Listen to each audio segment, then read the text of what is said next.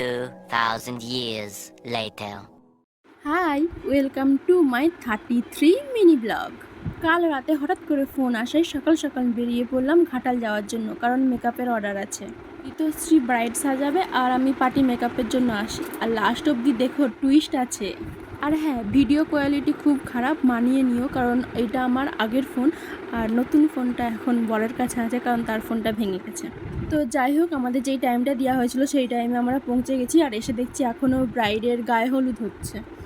অনেকেই হয়তো এই রিচুয়ালসগুলো দেখে বুঝতে পেরে গেছে যে এটা বাঙালিদের বিয়ে হচ্ছে, কারণ ওনারা আসেন নাগাল্যান্ড থেকে, এখানে লজ ভাড়া করে আছে। আর ছেলের বাড়ি যেহেতু এখানেই, তো এখানেই সব কিছু করতে হচ্ছে রিচুয়ালস, অত দূর থেকে তো আর আসা যায় না।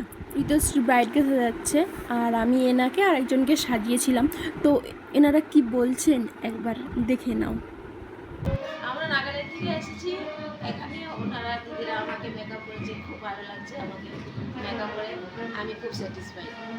তারপর রাতে মায়ের কাছে ছিলাম, সকালে উঠেই দেখি বৃষ্টি পড়ছে, বৃষ্টিতে ভিজে ভিজেই বাড়ির দিকে রওনা দিলাম।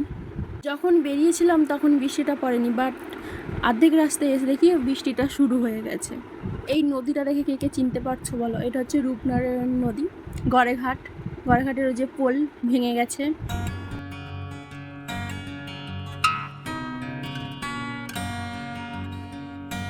তারপর ঘরের সামনে এসে দেখি মা এখনো জল কমেনি, এখানে একই রকম হয়ে আছে।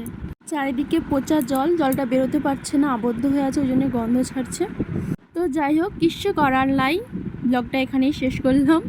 টাটা।